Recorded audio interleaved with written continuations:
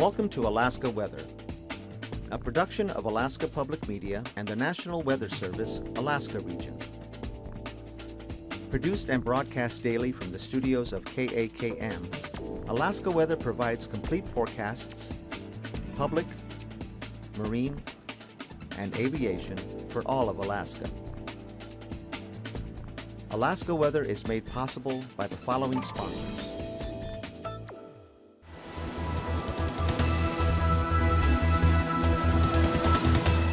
The National Weather Service. From her rich and fertile valleys to the shores of her icy seas, from her fields and farms and shellfish beds and her many nurseries, for the finest of her flavor, for the freshest by far, choose the things Alaskans bring to the market where you are. Products that we're proud to call our own, and it's all Alaska grown. Hello everyone, and thanks for joining us here for Saturday's edition of Alaska Weather. I'm meteorologist Dave Percy, and I'll be hosting tonight's show. On the advisory map here, we've got flood advisories out for the northwest areas, Kobuk Valley, western Brooks Range here, on down to the northwest coast there. That for the rain that's occurred over the last 2 or 3 days up in that area, along with the rain today, and then the expected rain coming up for the next day or so across that area. So possible flooding anywhere in these zones. Out to the west here, Seward Peninsula, St. Lawrence Island, that's a high surf advisory actually it doesn't kick in until 6 p.m. tomorrow evening, and that's for northerly winds. That should bring the seas up to about 9 to 11 feet, and that'll be again tomorrow night and through Monday. On to the satellite imagery, you can see a band of clouds here dissipating and moving along and mostly south of the southeast coast there. Just some scattered clouds back to the north into the southeast interior.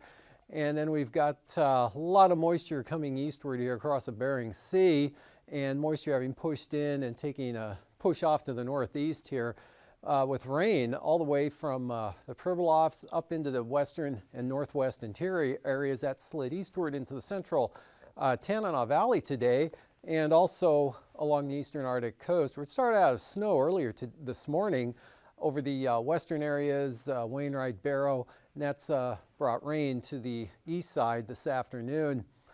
And you can see a little bit of break here coming across St. Lawrence Island, really not much at all, but those winds swinging around to the north already there at Gamble, and rain and fog over the Pribilofs, but not too bad down over the Alaska Peninsula. Just variable clouds, a little bit of sun today, and temperatures warmed into the 60s. That same sort of thing out there over the central Aleutians, with Atka pushing up to about 65 this afternoon. Then you get out there towards Shemya and socked in with the dense fog at a quarter-mile visibility out in that area. And on the chart today, front roughly through this area here, and that's where all the rain fell, north here, back all the way to the southwest. Pretty good winds with that from Adak Island, seeing west-southwest, more westerly there at Adak, turn more southwest here as you get up to the coastline, especially in advance of the front. 20 to 40 mile per hour winds, 40 miles an hour on the gusts, and right up across Yukon-Kuskokwim Delta, and that dropped back to about 15 to 25, eventually about 10 to 20. Pretty light winds off to the east and northeast, with some rain today spreading in again to the central Tanana Valley. Fairbanks picked up about 1/4 of an inch during the day today in 12-hour period ending at 3 p.m. this afternoon.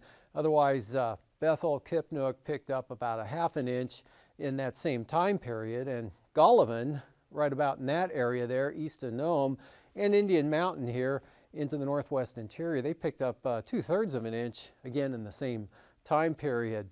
Otherwise, down along the southeast coast, just some widely scattered isolated showers there. Really this afternoon, not much of anything left. Either they were off the coast or off to the east. And we'll see for tonight that trough continues to weaken, but kind of hangs in the area there, so there's a risk of an isolated shower or two over the southern areas there, but that's about it. Should be just dry back up to the north there with variable clouds. Dry conditions extending to the west North Gulf Coast, Prince William Sound. South central Alaska, for the most part, should be dry with the precipitation here hanging back in the Alaska range, but some of that could spill into the Susitna Valley. So look for increasing chances of rain there northward to the Alaska range. Areas of light rain or showers here over the eastern interior, and then a more general band of rain there along the Brooks Range, back and wrapping down to the Bering Strait there, maybe St. Lawrence Island. Occasional rain, but those northerly winds increasing a little bit coming up, and also here for the eastern or the western Arctic coast, those northeast winds on the increase as well. Rain, solid rain tonight here for the Alaska Peninsula, right up into northern Bristol Bay, and that's shifting eastward now, all of the Kuskokwim Valley, as I mentioned, up to the Alaska range. Rain and fog up across the, from the Koyukuk Valley westward to possibly Selawik, and then conditions a little more showery and definitely drier here with the winds more west-northwesterly, and a chance of rain along this weak cold front there across the Aleutians. And then for tomorrow, that pushes south of the area and northwest or west-northwesterlies, not all that strong, few isolated showers in some locations there, more likely along the Alaska Peninsula, and back north and northwest Nunivak Island into the Bering Strait. And again, small craft advisories out for the Bering Strait to St. Lawrence Island. Lighter winds down along the southwest coast, and those northeasterlies 15 to 30 miles an hour from Kivalina, Point Hope, Cape Lisburne, back along the western Arctic coast there with periods of rain. And looks like it'll be mostly dry over the east side up there, but from the Brooks Range southward a little ways, look for some periods of rain with that weakening trough. And now definitely rain in across Kodiak Island. Rain increases here across Cook Inlet, especially western and southern Cook Inlet, maybe up in the Susitna Valley, and the southern slopes of the central Alaska range there, say from Chalitna northward. And look for increasing rain there across Prince William Sound as well, especially on the western side, southern Kenai Peninsula. But at this point, just looks like some light rain at this time. Dry conditions there, maybe a little bit of sunshine from the eastern North Gulf Coast. Down across the Panhandle, look for partly sunny skies there with light wind conditions. And then for Monday, that low really doesn't move much, actually starts to pull back to the southwest a little bit, so that's going to keep it rain falling across the Yukon-Kuskokwim Delta, and that front weakening, edging eastward here, but looking for gales there for the North Gulf Coast with that high pressure area ridging up right along the coastline there. Also rain, moderate to possibly heavy at times, western Prince William Sound, southern Kenai Peninsula. Rain changing to showers here at Kodiak Island as that front kicks up to the north. So periods of rain, western Susitna Valley, Cook Inlet westward, out across the Kuskokwim Valley, and then also rain here on the western side of that trough axis in the interior.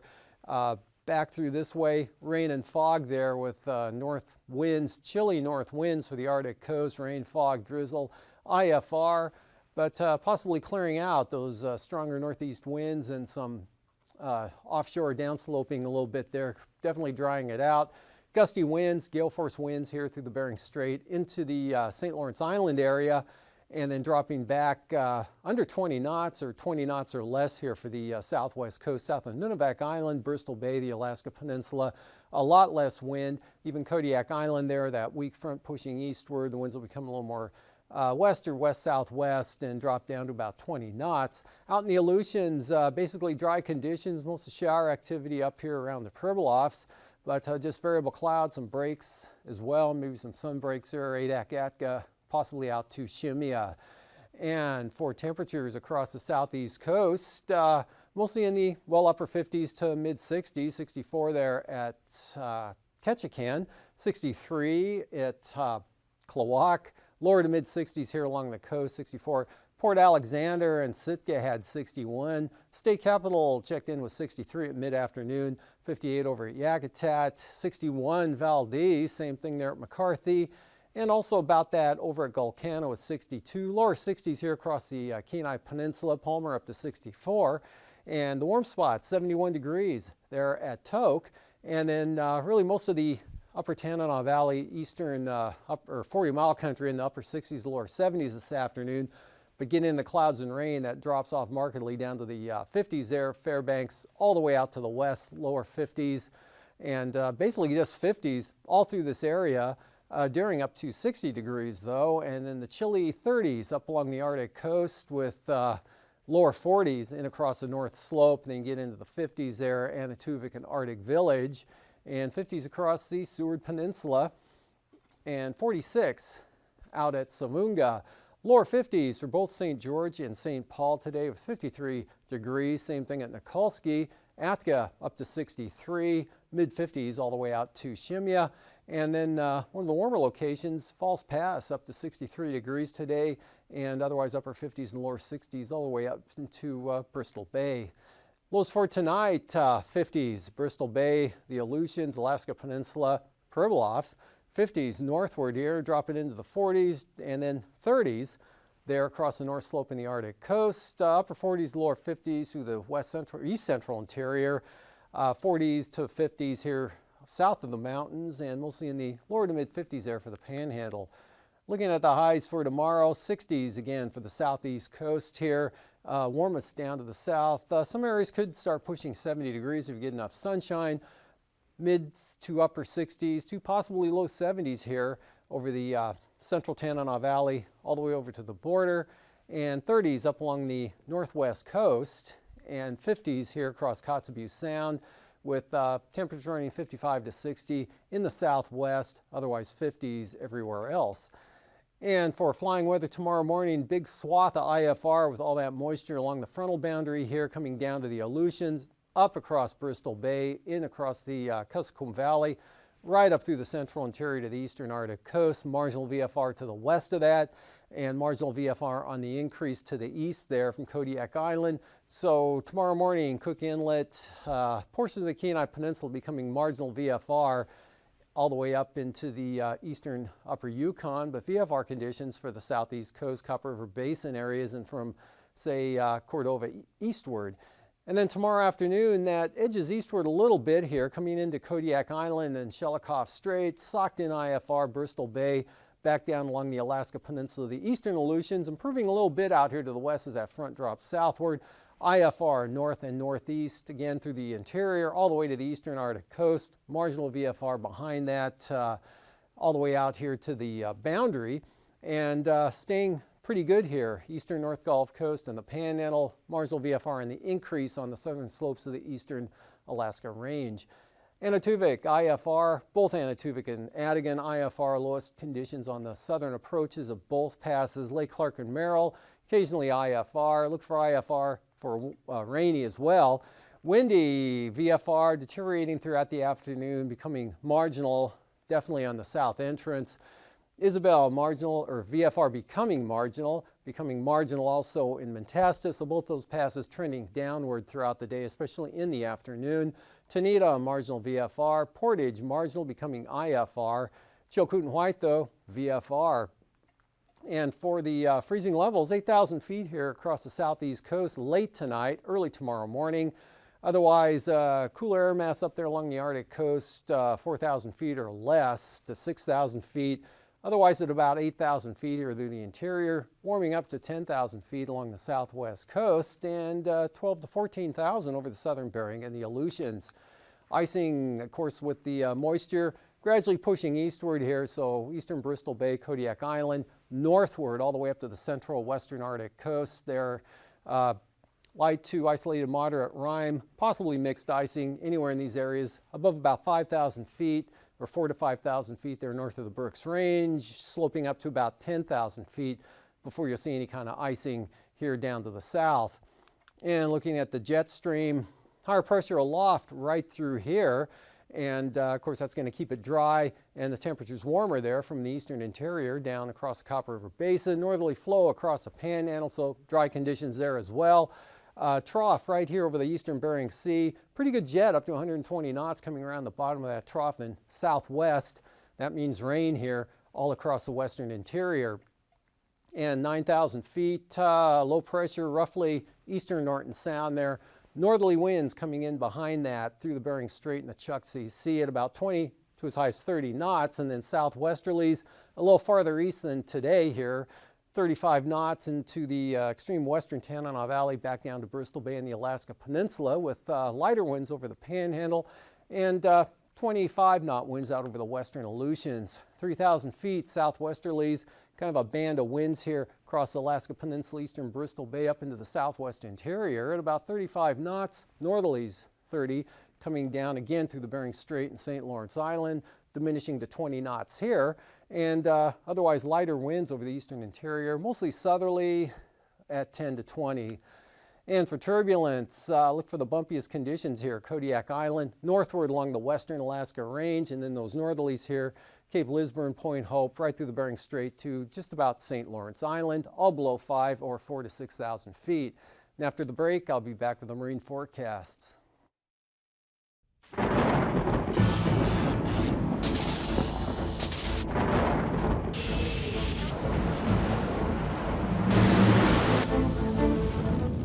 With extraordinary swiftness, severe weather descends on many communities each year. Hundreds of lives are lost to tornadoes, violent thunderstorms, hurricanes, and flash floods, forever changing the lives of survivors. Is anybody in there? For the protection of life and property, the National Weather Service communicates severe weather and flood watches and warnings through a network of over 500 local broadcasting stations. NOAA Weather Radio is the voice of the National Weather Service. Since severe weather is a constant threat, NOAA Weather Radio is on the air 24 hours a day, 7 days a week, broadcasting current hazard alerts to the public as soon as they are issued by the National Weather Service. This was witnessed firsthand by the residents of Shreveport, Louisiana. Looks like we're picking up some rotation. Southwest Caddo Parish, about 10 miles south-southwest of the airport. I got 50 knots in this, so it looks pretty bad. So I think we need to go ahead and transmit a warning. Tornado warning, yeah. National Weather Service in Shreveport has issued a tornado warning effective until 3 p.m. Central Standard Time for people in the following location. We saw the tornado crossing the street over here, approximately a half a mile from us, heading this way. It was like we could reach out and we could just touch it. It was right there on the other side of the field. It seemed like it was just right there. And we literally watched the tornado go all the way down the street. It hit the outside of the window, and the windows came bursting out. I thought I would die. I thought that was it. We have a weather alert radio in our front administrative offices, and it had sounded approximately 3 to 5 minutes before that, stating that a tornado had been spotted at the airport, and helped us be somewhat prepared. Thanks to those guys at the Weather Service working 24 hours a day, they probably helped save some lives out here in our development. Unlike the all-too-common outcome of tornadoes or other hazardous weather, not a single life was lost to this storm in Shreveport. The man who lived in the trailer that was right here in Jasper County, Mississippi, wouldn't be alive were it not for a weather radio similar to this one. The same is true for the old couple in their 80s who lived in that house over there. They were warned because of weather radio to move from one section of it to the other. The roof of this trailer went through the section where they weren't. It said that they had spotted a tornado 16 miles south of Bay Springs. Little 11-year-old Sabrina Duckworth of Moss in Jasper County heard the storm was coming on weather radio and told her mother, who called neighbors. So that weather radio saved his life. It saved all of our lives. Even a few minutes of warning can mean the difference between life and death, which is what NOAA Weather Radio is all about. But it doesn't stop there.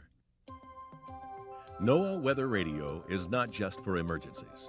Round-the-clock weather reports and other information help you prepare for the day ahead. Routine programming is repeated every few minutes, including local forecasts, regional conditions, and marine forecasts. Additional information, such as river levels and climatic data, is also provided to the listeners. At home, at work, in the car, or outdoors, you never need to be without up-to-the-minute weather information. NOAA Weather Radio receivers come in many sizes with a wide range of functions, so they can be used in many different situations. Receivers are available as standalone units or as a feature on AM/FM, shortwave, CB, scanner, aviation, or marine radios. Receivers with visual alarms provide an added feature that makes the radios beneficial for the deaf or hard of hearing. Look for NOAA weather radio receivers at most stores that sell electronics. Make sure the one you select has the following features: the capability of receiving all 7 NOAA weather radio frequencies, battery backup power, and a tone alarm feature which can be programmed to sound an alarm the moment it receives a live broadcast of a hazard watch or warning. Even with your TV or radio turned off, a tone alarm NOAA weather radio receiver will let you know that a hazard is developing or occurring in your listening area. Some NOAA weather radio receivers come with a feature known as SAME, Specific Area Message Encoding. SAME-equipped receivers allow you to program your radio's alarm to sound only when a warning is issued for specific counties and specific hazard warnings, which you choose. With this feature enabled, you won't have to be bothered by alarms for areas too far away to immediately affect you. NOAA weather radio stations currently serve about 80 to 90% of the nation's population. Through partnerships with private sector organizations and state and local governments, new NOAA weather radio stations will become available to areas not currently served by National Weather Service broadcasts. To help ensure that critical weather information is available when you need it most, the National Weather Service is striving to make tone alarm NOAA weather radios as commonplace as smoke detectors, present in all homes, businesses, places of worship, any place where people gather. Time after time, advanced notice of severe weather has proven to be a lifesaver.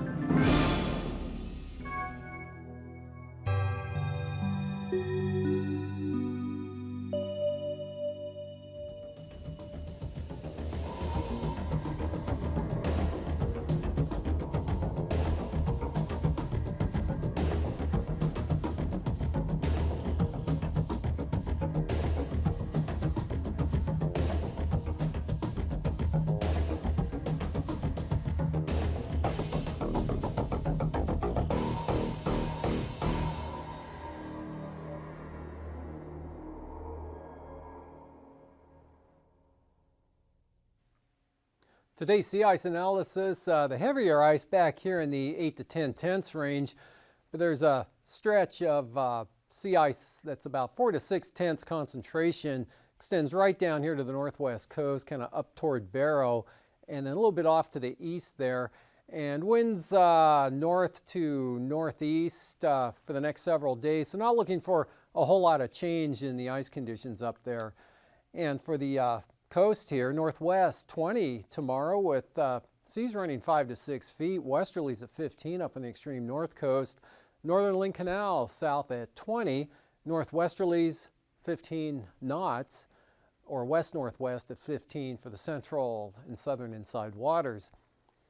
And then for Monday, small craft advisories here kick in along the north coast as actually a trough approaches the area there, so 25 to 30 knots coming up in that area, diminishing to 20 knots here, and then down to 15 out of the west down south. Otherwise, inside waters, variable at 10 knots, seas 2 feet or less, but northern Lynn Canal south 25 with 5-foot seas.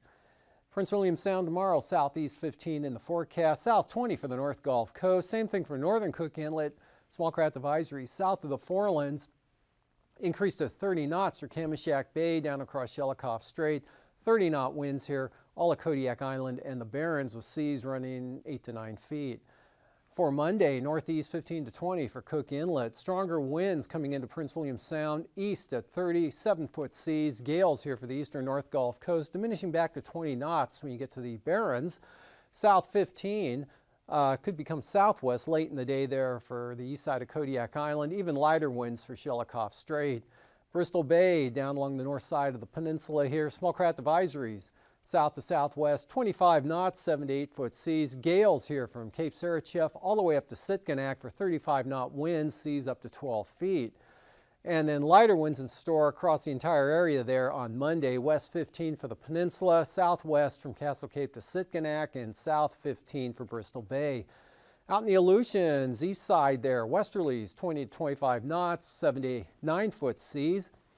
And 20 to 25 knot westerlies also for the central Aleutians, and those drop back down to 15 out from Kiska westward. For the Monday outlook, northwest 20 knots here for the western Aleutians up to Adak, and then that becomes west-northwest at about 20.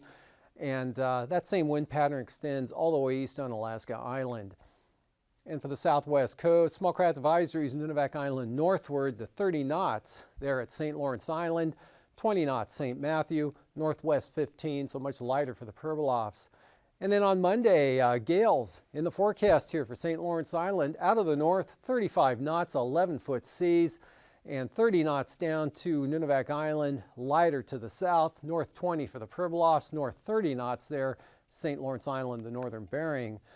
Arctic coast, small craft advisories on the east side there, 25 knots, 5 to 6 foot seas, coming down to 20 knots for the central coast, then back up to 25 knots, increasing to 30 knots here, coming around from Cape Beaufort, then 30 knots from the north all the way down to the strait.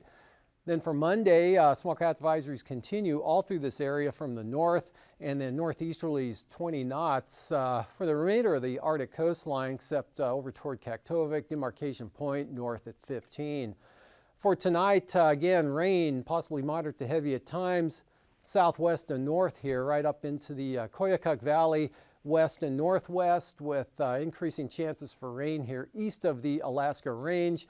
Better chance tomorrow there, especially Kodiak Island slipping on up into Prince William Sound with gusty winds here along in advance of the front. Fair over the Panhandle. And for Monday, this trough comes northeastward here, brings a pretty good chance of rain into the north coast, especially the marine areas, and that kicking those winds up. Otherwise, partly sunny off to the east, rain here, Kodiak Island or Fognak Island, up into Cook Inlet, back to the west, and then up to the northeast, showers over the eastern Bering. Have a great evening. These forecasts are to be used for planning purposes only. Call 1-800-WX-BRIEF for a formal pre-flight briefing. Always file a flight plan before you go flying. The U.S. Coast Guard Auxiliary urges you to leave a float plan with a friend or the harbor master before you go boating. Alaska Weather is made possible by the following sponsors.